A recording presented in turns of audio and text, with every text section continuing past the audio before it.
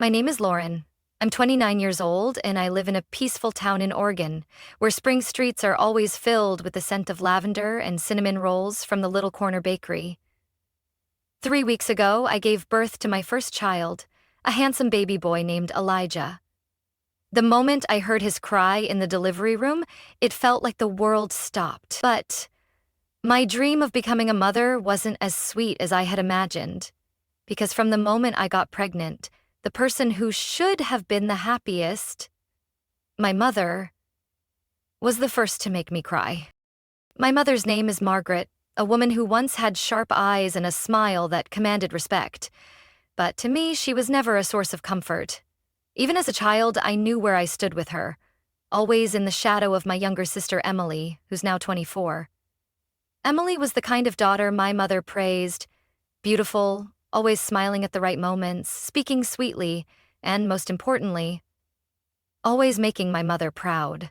I, on the other hand, was the stubborn daughter who studied social work instead of business like she wanted, and got married before having a stable career, as she warned.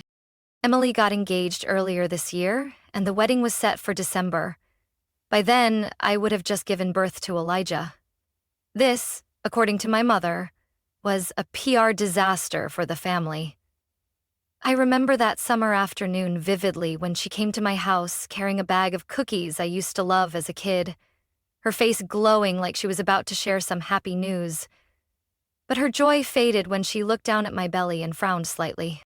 "Lauren, we need to have a serious talk," she said, setting her teacup down, her voice colder than her initial smile.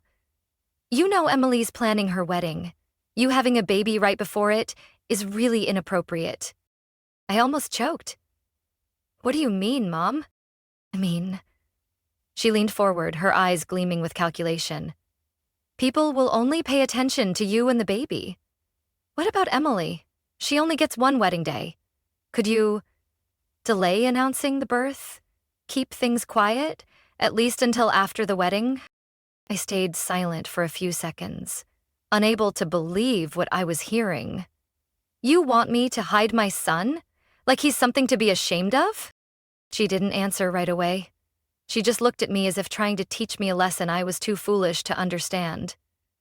"It's not about you," she finally said. "It's about the family. About Emily." I looked her straight in the eyes. "Mom, Emily and I have never been close. You know that. She didn't even send me a wedding invite. Why should I sacrifice my first moments as a mother so she can have a perfect wedding?" Margaret stood up, grabbed the bag of cookies, and left her untouched tea on the table. "I only want what's best for both of you. If you can't understand that, I have nothing more to say." The door closed behind her, but inside me, something opened. I had never seen it so clearly.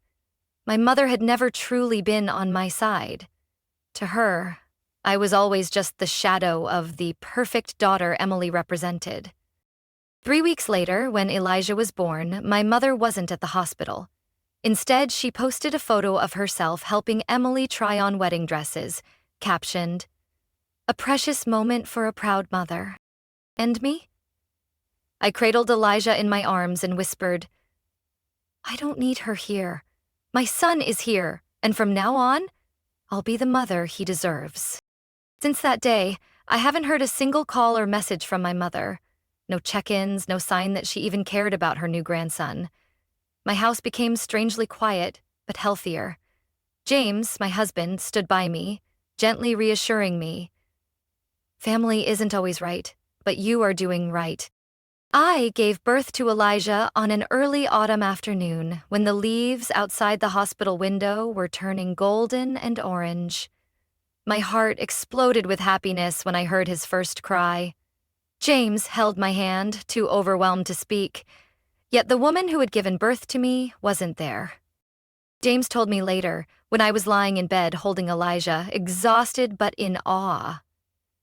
I called her Lauren. She said she was busy taking Emily to a cake tasting. Then she hung up. I said nothing. I just turned my head to look at Elijah, sleeping peacefully against my chest. The sweet scent of his tiny head, the warmth of his little body. All of it made me realize I couldn't keep forcing myself to live up to a mother I never really had. 3 days after we brought Elijah home, a handwritten letter was slipped under the door. It was from my mother. No apology. Not a single line asking how the delivery went or how her grandson was doing. Just one cold statement. Do not bring Elijah to the wedding. And preferably, don't let anyone in the family know you gave birth. I didn't know whether to laugh or cry, but James, he was furious. He crushed the letter in his fist and threw it in the trash. I know you promised your dad you'd always look after her, he said, but when are you going to stop letting her chain you down with family guilt? I stayed silent. In my mind, I didn't hear my mother's words. I heard my father's weak voice from years ago, holding my hand from his hospital bed. Margaret's complicated, but I believe you'll be the one to keep this family together. And I had. Until I realized, you can't hold together something that was never truly whole. A week later, I got a text from my aunt, my mother's older sister, who rarely got involved. Lauren, your mom said you don't want to keep Elijah and are thinking about giving him up. Is that true? I froze. I had never said that. Never even thought about it. I immediately called back, my voice shaking. Where did you hear that? Margaret told me. She said you're overwhelmed, inexperienced, and looking for other options. She said she would take care of it. I felt my heart sink. A prickly, sharp fear crept into my thoughts. I knew my mother could be selfish. But to lie about me wanting to abandon my child? For what? James listened to the whole call, and for the first time since Elijah was born, he couldn't stay calm. What do you think she's planning? Lauren, we need to confront this, now. I nodded, gripping the phone tightly, trying to stay composed. In my mind, a terrifying thought surfaced for the first time. Maybe my mother was plotting something behind my back. And this time, it wasn't just about hurt feelings. It was about Elijah, the child I had carried and brought into this world, being put at risk. I never imagined the day would come when I'd have to protect my son from his own grandmother. But my mother's instincts whispered, if that's the case, I won't back down. I was nursing Elijah when the phone rang. It was my mother's number. After everything, I didn't want to pick up, but the ringing kept going, insistent like a warning bell. I muted it, flipping the phone face down on the table. But minutes later, texts flooded in. Lauren, pick up. It's urgent. It's about Elijah. I felt a chill crawl down my spine. James walked into the room, immediately noticing my expression. What's wrong? I handed him the phone. He read the texts, his brow furrowing. Do you want me to call back? I nodded. I didn't know what I was expecting. An apology? An explanation? But nothing could have prepared me for what she was about to say. James. Her voice was shaky, breathless. I have something to confess, but Lauren needs to hear it. He looked at me, silently asking if I was sure. I took a deep breath and grabbed the phone. This is Lauren. Lauren? She sighed like a weight had lifted from her chest. You need to hear this before someone else calls you. They might call you. From the adoption agency. I froze. What? It's my fault. I went to a private agency. I lied and said, you and James weren't capable of raising Elijah, that you both had a history of substance use. I forged your signature, I faked the paperwork, but they found out. They said they're reporting it to the authorities. I collapsed into the chair, my hands clutching Elijah's blanket, as if trying to hold on to reality. Her words cut into me like knives. Forgery. Lies. Taking my son to an adoption agency? You were going to give my child away? I barely recognized my own voice. It was so hollow it scared me. That's not it, my mother hurriedly said. I thought it would be better for you and for Emily. I didn't want you overshadowing her wedding. I couldn't listen anymore. I hung up. No tears, no screams. I just silently cradled my son. A few hours later, we got an official call from the adoption agency. A legal representative named Denise explained that the adoption process had been immediately suspended after they discovered serious document fraud, including forged medical records and false claims about the parent's situation. Mrs. Lauren, Denise said gently, we sincerely apologize for any harm this situation may have caused your family, and I must also inform you, we have reported this incident to the authorities. James squeezed my hand. I saw him trying hard to hold it together, but I knew holding it in only made it hurt more. We once thought my mother was just biased, but now she had crossed a line no relationship could recover from. That night, I wrote a full statement detailing everything. We scheduled a meeting with a lawyer for the next day. I had no choice. Elijah couldn't grow up in a world where his own grandmother had tried to strip him away from his parents. When I signed my name at the bottom of the page, I didn't feel relief. I felt empty. But I knew it had to be done. And if my mother thought she could hide behind doing it for the family to excuse her actions, this time, she was wrong. I was no longer the daughter trying to please her. I was a mother now, and I would protect Elijah, even if it meant standing against the woman who gave birth to me. The next morning, before the sun rose over the distant hills, James and I sat across from the family lawyer, Mr. Howard Greer, a salt and pepper-faced man, quiet but razor-sharp. After hearing the whole story, he took off his glasses, looking at us seriously. Lauren, James, I need to be clear, he said. Your mother's actions aren't just family mistakes. What she did constitutes legal document forgery and violation of parental rights. This is a criminal matter. I straightened my back, though my heart still felt heavy. James squeezed my hand under the table. We both knew we were ready for this. I want to file a civil lawsuit, I said without hesitation. Beyond the adoption fraud, I have been financially supporting her for the past 2 years, from rent to medical bills, utilities, totaling over $18,000. I want it all repaid, James added, his voice low but steady. And we're also willing to cooperate with the prosecutor on the criminal charges. We won't interfere if the authorities pursue it. Howard nodded. I'll represent you. But I need to say this up front. This won't be an easy battle. She's your mother, and when word gets out, there will be public backlash. I pressed my lips together. I've lived with that kind of judgment my entire life, trying to honor a promise I made to my father. But now I'm a mother. I won't let my child grow up in a family where love is used as a weapon for manipulation and lies. We filed the lawsuit before noon.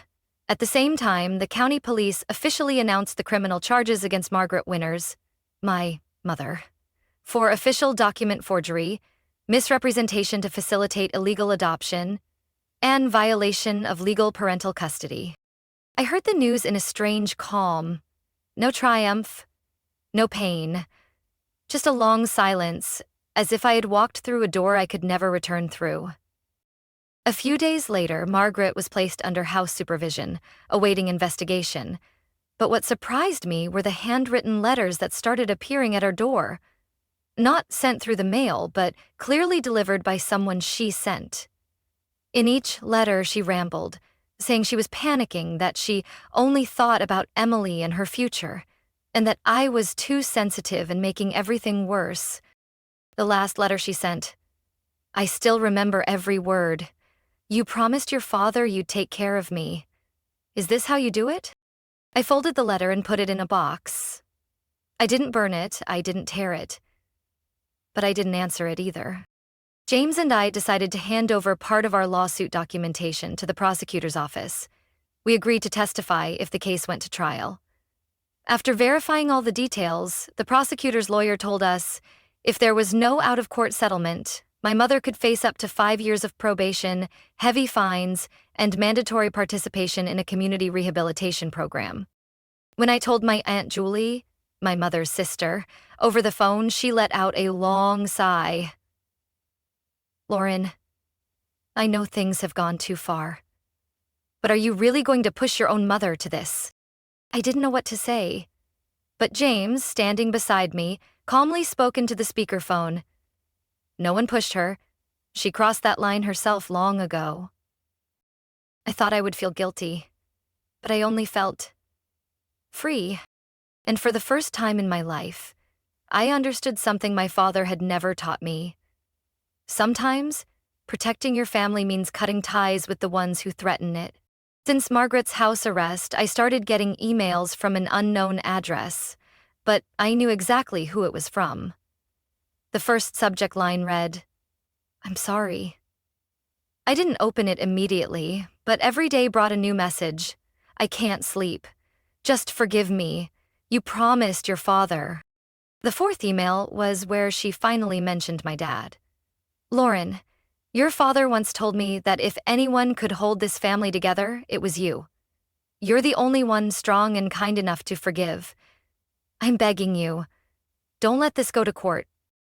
I sat frozen for a long time after reading that. It was like someone had pressed hard on an old scar I thought had healed. For years, I had bent over backward to live up to a dying man's wish. I endured unfairness, swallowed my tears, bore favoritism, all because he once believed in me. But now, that belief was being used as a shield, not to protect me, but to excuse her, to erase her wrongs. Printed out the email, folded it neatly, and placed it into the lawsuit file. It wasn't evidence, but it was reason enough. Reason why I would not back down. A few days later, Emily showed up. No warning, no courtesy. She appeared at our front door, clutching a piece of paper, her face tight with anger. I was holding Elijah, so James answered the door, but Emily's voice was loud enough for me to hear every word from the living room. "Have you done enough yet?" she almost shouted. "All this because you want to be the star, to overshadow me, and now what? I have to cut more than half my wedding budget because Mom has no money.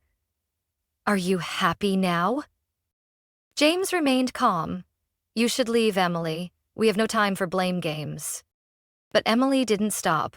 She pulled out a bill from her purse and waved it at James. "Mom already put down deposits. I picked a dress, a venue, printed invitations, and now, thanks to you, she's broke and facing jail. Do you even have a heart?" I stepped forward, Elijah in my arms, standing next to James. "A heart," I said, meeting her gaze. "Thank you for asking. It's because I have a heart that I couldn't ignore Mom lying, forging documents to steal my child. If I hadn't caught it, Elijah wouldn't even be here. This isn't about a wedding dress, Emily. This is about a human being. About my child." Emily fell silent for a few seconds, then let out a harsh, bitter laugh. "You're such a drama queen. All you ever wanted was to humiliate Mom. You're playing the victim while she's left to rot." "No," I replied, my voice soft but firm. "She put herself there. I'm just letting her face the consequences." Without another word, I turned back inside. James closed the door. We heard Emily pound on it a few more times before walking away. This time, I didn't tremble. I didn't cry. I just looked at Elijah, sleeping peacefully in my arms, and kissed his forehead. That afternoon, I received news from our lawyer. The lawsuit had been officially accepted by the court. The first hearing was scheduled for about a month from now. The prosecution also issued subpoenas for James and me to testify in the criminal case. As I was reviewing documents, my phone buzzed with another email. Margaret, again. "Lauren, I know you're angry. But remember, you once said, 'I will never abandon you.' You're not the cold-hearted type." I set the phone down without replying. I used to be the daughter who always came back after being hurt. But now, I am a mother. The first mediation session happened on a Wednesday morning, in a small conference room inside the county courthouse. James sat beside me, and my mother, Margaret, sat across from us with her lawyer. From the moment she entered, she avoided my eyes, but I could see her hands trembling, her eyes red, her lips pressed tightly as if holding back an outburst. My lawyer began with a professional tone, proposing a reasonable financial settlement, stressing that we were willing to end the civil lawsuit if she accepted responsibility and agreed not to engage in any further harmful actions. Everything was proceeding formally until Margaret's lawyer spoke up. He hadn't even finished when Margaret burst into tears. She pushed back her chair, pointed at me, her voice sharp and shrill as years of bitterness exploded out. "Lauren, do you even have a heart? I was wrong, I admit it. But why turn me into a criminal? Do you want me in jail? Over what? Because Emily's getting married? Because I loved her more than you?" The room froze in tense silence. I clenched my hands, fighting not to react. But she didn't stop. "I raised you, fed you, cared for you every day, and this is how you repay me? Pushing me into a corner, stealing my money, humiliating me in front of the entire town?" James started to rise, but I stopped him with a hand. I just looked at my mother. Silent. And maybe it was that silence that hurt her the most. The mediation ended after only 17 minutes. The court recorded it as a failure. No settlement was reached. 3 days later, I received a call from my Uncle Raymond, my mother's younger brother, a man I used to respect, but this conversation would change everything. "Lauren," my uncle said, his voice filled with disappointment, "you're taking this too far. No matter what Margaret did, she's still your mother. She's old now. How could she possibly handle her own daughter dragging her into court?" I tried to stay calm. "Uncle Raymond, she didn't just make a mistake. She tried to take custody of Elijah using forged documents. This isn't a family issue anymore. It's a legal matter." "Legal?" my uncle practically shouted. "Where did you learn to be so cold? You're no better than a stranger. If your father were still alive, he would be heartbroken." I replied shortly, "I believe that if my father were still alive, none of this would have happened. And this so-called hurt you talk about? Is it even real? Or just an excuse to punish your mother for loving Emily more?" I hung up. My throat was tight. James came over, said nothing, just gently placed a hand on my shoulder, a silent touch that kept me standing. I thought things had hit rock bottom, until one Saturday night when Emily showed up again. This time, she wasn't alone. She stood in the middle of the yard with 2 of her girlfriends, yelling like she was performing a dramatic play. "Open the door, Lauren! Are you too scared to face me? Because of you, Mom almost got arrested. You stole my wedding money. Do you know how much I had to cut back?" I was trying to rock Elijah to sleep while James had just stepped into the kitchen. He rushed onto the front porch and said firmly, "Emily, leave. This is private property." "Private property?" Emily laughed loudly. "Who do you think paid for this house? Mom's money. Now she's getting sued, and you're taking everything. You're ungrateful." Her screams echoed across the neighborhood. Curtains started shifting as neighbors peeked out. Elijah woke up, crying hysterically. My heart clenched. I didn't hesitate any longer. I called the police. 12 minutes later, 2 officers arrived, ordering Emily and her friends to leave the area. Before getting into the police car, Emily turned back and screamed, "Remember this, Lauren? No one's on your side. No one." I watched as the red and blue lights reflected off the pavement. Elijah was still crying in my arms, but I whispered, "You have me. I'll always be on your side. Even if it's just me." The very next day, I went to the lawyer's office and filed for a restraining order against Emily. Not just for me, but for Elijah, the child who almost got taken away if I hadn't discovered it in time. The final court hearing took place on a freezing March morning, with mist still clinging to the treetops around Marion County Court. I sat silently in the plaintiff section, James holding my hand. Elijah stayed home with his grandmother. I didn't want him exposed to this dark side of our family. The judge ruled. Margaret Winters, my mother, was found guilty of document forgery and knowingly providing false information to strip lawful parental custody. However, since it was her first offense and she cooperated during the investigation, the court suspended jail time.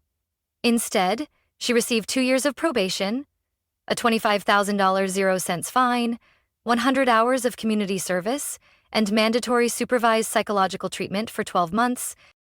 I didn't feel triumphant. There are no winners in a broken family.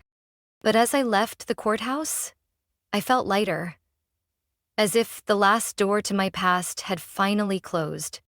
3 weeks later, my civil lawsuit concluded too. My lawyer, Mr. Greer, informed us that the court approved my financial restitution request. Margaret was ordered to repay over $18,000, 0 cents, the money I had spent supporting her for 2 years after my father passed away. We transferred the entire amount into a savings account under Elijah's name for his future education. Around that time, I also started packing up the house. Our little home in the Maple neighborhood had been the first nest James and I had built together, but after everything, being stalked, uninvited visits from Emily, the curious stares from neighbors, we knew it was time to start over somewhere new. Somewhere Margaret and Emily couldn't haunt us anymore. I changed my phone number, deleted old social media accounts, kept contact only with a few trusted people. James's family, especially his mother, became a greater support than I ever expected. Every week, she would drop by with butter cookies or fresh fruit for Elijah, never mentioning the ordeal. She understood. Peace was the greatest gift, now. As for Emily, after the restraining order took effect, she vanished. But one day, I stumbled upon a post going viral online. It was her wedding photo, captioned, "Finally chose the right family to belong to." In the comments, someone asked, "Where's your mom?" "Didn't see her in any pictures," Emily replied. "I have no association with her unacceptable actions. We've been estranged for a long time." I wasn't surprised. Under pressure from her in-laws, who came from a prominent family, Emily had turned her back on the woman who once did everything to protect her. Margaret lost everything. Not just her reputation, finances, but also the daughter she favored most. Someone sent me a picture of Margaret on the street. More gray hair, a slower gait, a hollow face. I was sweeping leaves in a public park as part of her community's. The person asked me, "How do you feel seeing your mother end up like this?" I didn't answer. Not because I didn't care, but because I had learned something.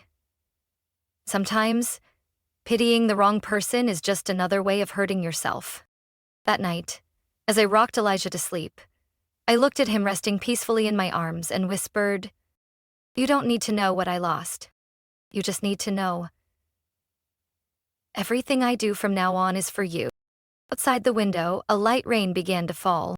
The raindrops tapped gently on the roof like a farewell to the past. I no longer needed forgiveness from my mother. I didn't expect Emily to wake up either. All I needed was the future, and in that future, I am a mother who protects her child with everything she has. My story isn't just about betrayal by blood relatives.